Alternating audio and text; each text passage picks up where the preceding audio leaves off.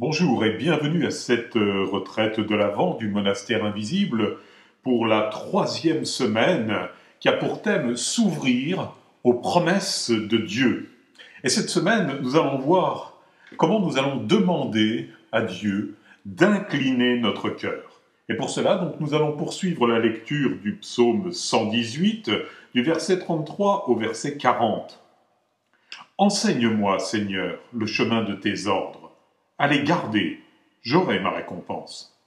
Montre-moi comment garder ta loi, que je l'observe de tout cœur. Guide-moi sur la voie de tes volontés. Là, je me plais.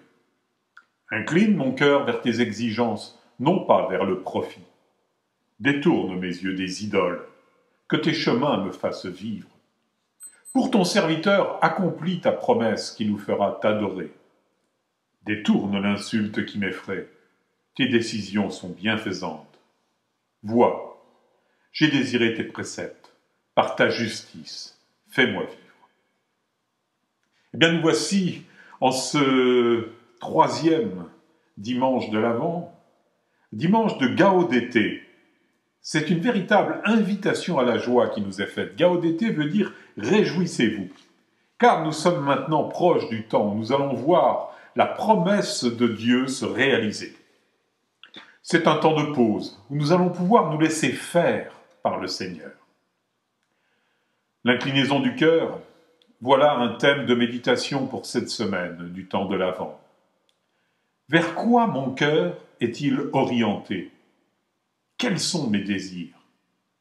Est-ce vers les réalités de la terre, ces réalités qui passent, ou est-ce vers les réalités éternelles, celles du ciel? Dans ce passage du psaume 118, c'est une demande où nous invitons Dieu, notre Père, à agir en nous. Cela suppose bien sûr que nous nous laissions faire, que nous soyons souples dans sa main, que nous nous laissions modeler comme l'argile dans la main du potier, selon la merveilleuse phrase du prophète Isaïe, au chapitre 64 et au verset 8. « Maintenant, Seigneur, c'est toi, notre Père. Nous sommes l'argile, c'est toi qui nous façonnes. Nous sommes tous l'ouvrage de ta main. » Ne pas résister lorsque Dieu tente d'incliner nos cœurs dans un sens plutôt que dans l'autre. Manifestement, Dieu a du mal à y parvenir. L'histoire du peuple Israël le prouve. À l'image de ce peuple, notre propre histoire le prouve aussi. Que de résistance, de délibération, de retour en arrière, d'abandon. Dieu a d'ailleurs eu tellement de mal à mener cette œuvre de salut du haut des cieux qu'il a envoyé son Fils dans le monde pour incliner nos cœurs dans la bonne direction et marcher au chemin du salut. Alors cette semaine, ce ne sont que des demandes à Dieu afin qu'il intervienne dans nos vies.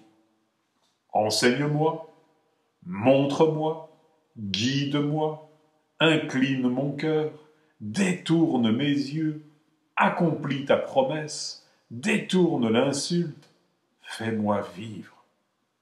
Ah, pour demander, nous n'avons aucun problème, nous sommes très très forts. Mais savons-nous toujours ce que nous demandons? Ici, les demandes sont en conformité avec la volonté de Dieu. Il n'y a donc aucune raison de ne pas être exaucé. Alors, toujours à l'invitation du prophète Isaïe, allons au temple du Seigneur. Notre cœur, c'est le temple du Seigneur. Inclinons-le vers Sion, vers Jérusalem, le lieu où Dieu réside. Et toujours Isaïe au chapitre 2, verset 3, « Venez, montons à la montagne du Seigneur, à la maison du Dieu de Jacob, qu'il nous enseigne ses chemins, et nous irons par ses sentiers. Oui, la loi sortira de Sion et de Jérusalem, la parole du Seigneur. » Voilà, si vous voulez les méditations quotidiennes, eh bien, inscrivez-vous sur le site monastèreinvisible.com. Vous avez l'adresse qui s'affiche.